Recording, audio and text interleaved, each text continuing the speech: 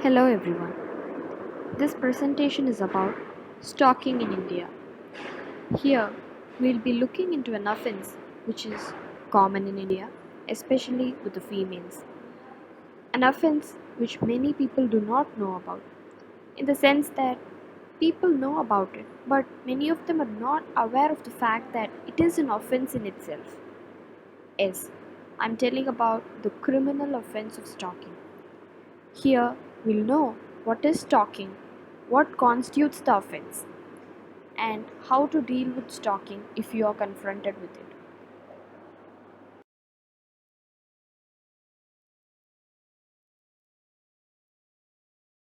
Before knowing what is stalking, we'll look into the statistics which was given by the Ministry of Home Affairs of India in the year 2017.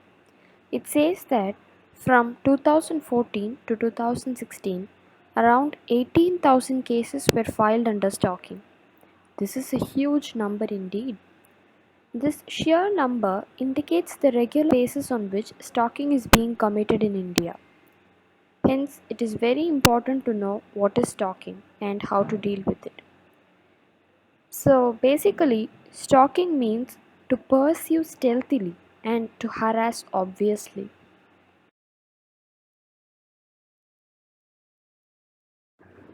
Now, let us look into the meaning of stalking in detail. Stalking will include a pattern of conduct or a series of behavior.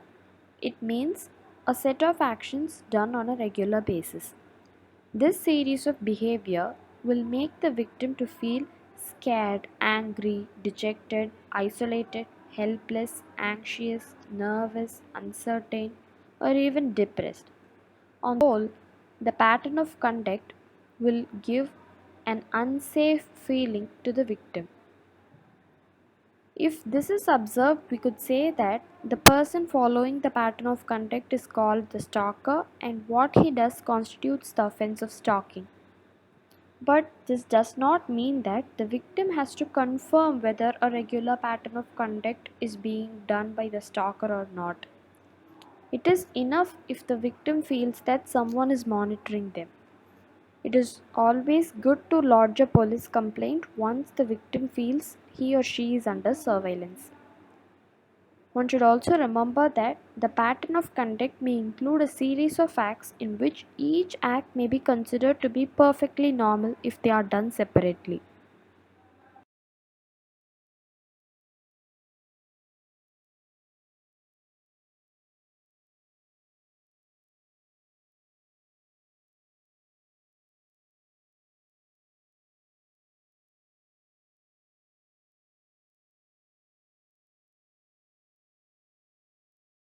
Say, for instance, stalking behavior may include any of the following acts. It may be knowing your schedule and showing up at all places you go, or repeatedly trying to strike a conversation with you despite clear indication of disinterest from your side, or spreading abusive information about you on the internet, or doing any impersonation activities, or sending any unwanted gifts continuously without getting consent of the other, or follows you wherever you go and gives a feeling of intimidation or nervousness or anxiety, or even spamming with text messages or emails or phone calls. One should remember that some of these acts may be considered to be normal if they are done separately and unrepetitively. But this does not bar one from complaining that act as stalking if it is done regularly and gives a feeling of unsafety to the victim.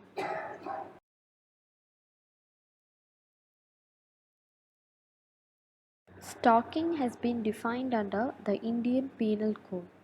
The IPC classifies stalking as a cognizable and non compoundable offense. IPC makes it bailable for a first time offender, whereas it is non bailable for repeated offenders. Under Section 354D of IPC, the crime of stalking is constituted when a man follows and attempts to contact any woman for fostering interaction or communication, Despite clear indication of disinterest by the woman, it amounts to stalking.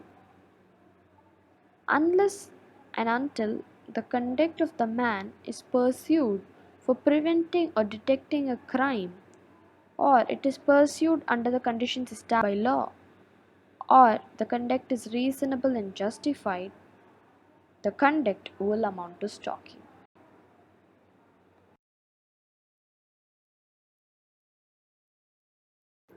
Here we'll find how to deal with the offense of stalking under section 354D of IPC.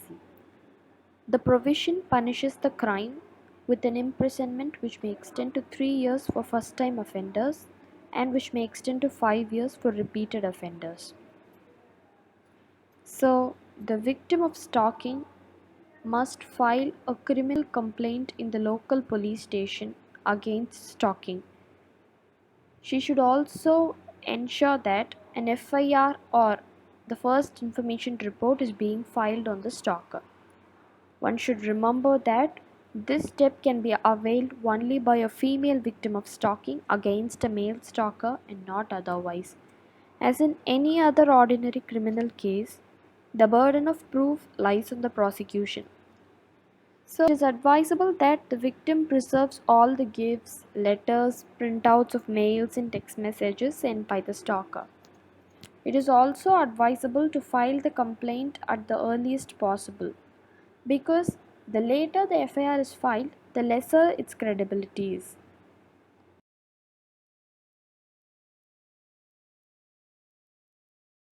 Now we'll look into cyberstalking. Even though Section 354D of IPC includes the monitoring of a woman's electronic communication into the definition of stalking, cyberstalking is specifically dealt with in Section 72 of the Information Technology Act 2008.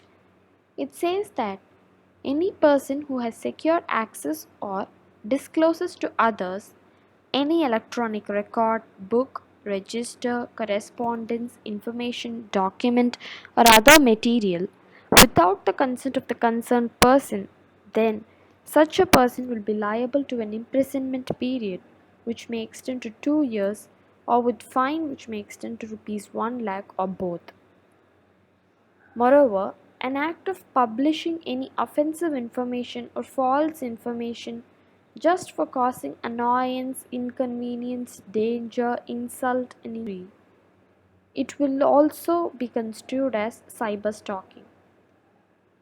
One should remember that this provision avails protection to all the victims of stalking, irrespective of their gender.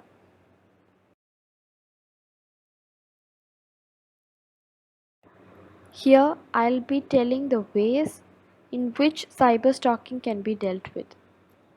As usual, a first information report or an FIR can be filed in the local police station. In fact, a police station, irrespective of its jurisdiction, is mandated to accept the complaint given by a victim of cyberstalking. If not, complaint can be lodged in any cyber cell irrespective of its jurisdiction. Complaint can also be directly filed with the commissioner or judicial magistrate of the victim's locality. If there is any offending content about the victim on any website, he can report the same to that website.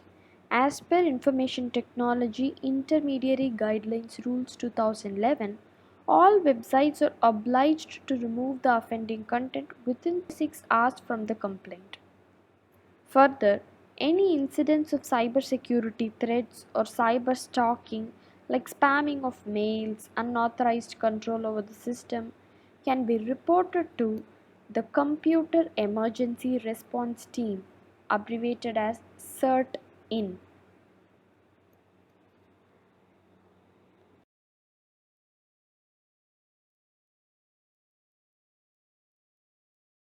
There are some other ways which are exclusively meant for the female victims of stalking. Some of them are as follows. The first being National Commission for Women or NCW. It has provided an online portal where a provision for making online complaint against stalking is available. The NCW will, after verify authenticity of your complaint, will forward the same to police department. If the issue mentioned is very serious and urgent, NCW will set up an inquiry committee on its own and it will resolve the issue. But one should remember that no anonymity of complaints will be entertained by the NCW.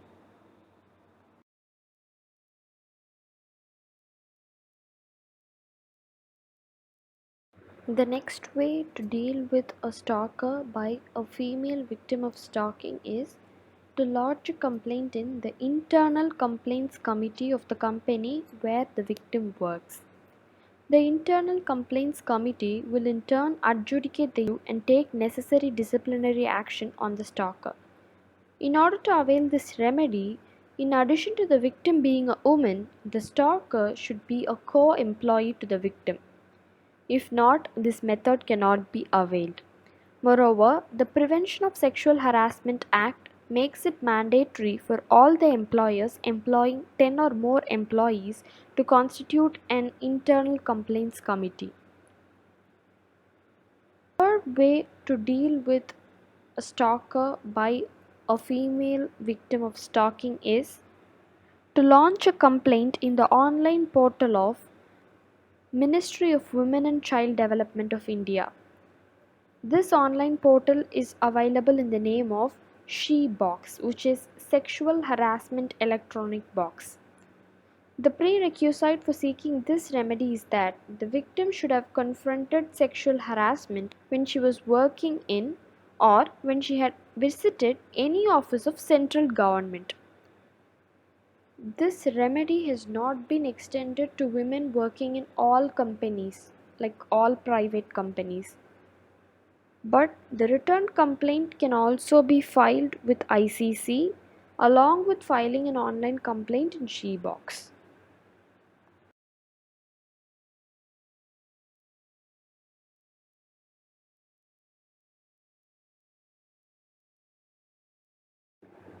There are some other exclusive ways that child victims of stalking could resort to against stalking.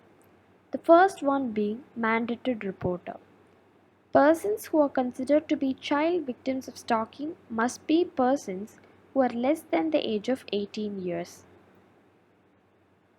Mandated reporters are persons who, by virtue of their profession or existing laws in the country, become legally required to report any suspicion of child abuse to relevant authorities. As such, in India, Section 19 of Protection of Children from Sexual Offences Act imposes an obligation on every person who is aware of the child abuse to report about it. Hence, we could say that this provision makes every person in India a mandated reporter. Hence, mere information about stalking of a child to a mandated reporter could resolve the issue. Apart from this, the services of child helpline could be sought. The 24-hour toll-free childline number, which is 1098, could be dialed. This in turn will make the child helpline to take necessary action for rescuing the children from stalking.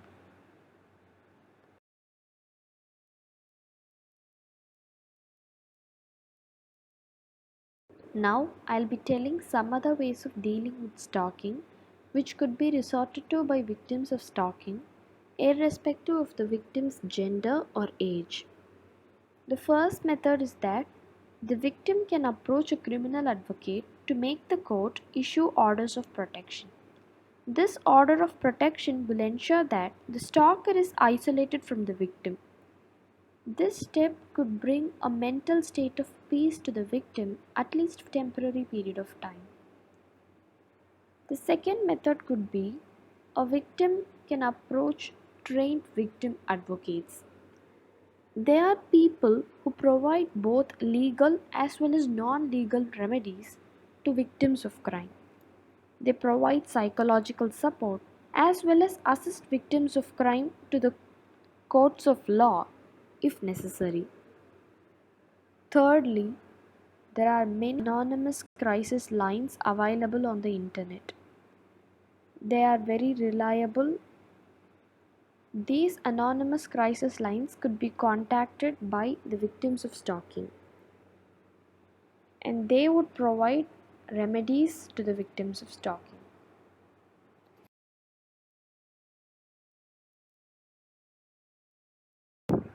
Finally, I would like to conclude by saying that the laws against stalking needs to be more efficiently implemented so that the offense of stalking could be curbed effectively. Ensuring a stalking free society is very important because stalking is way more dangerous than it appears to be.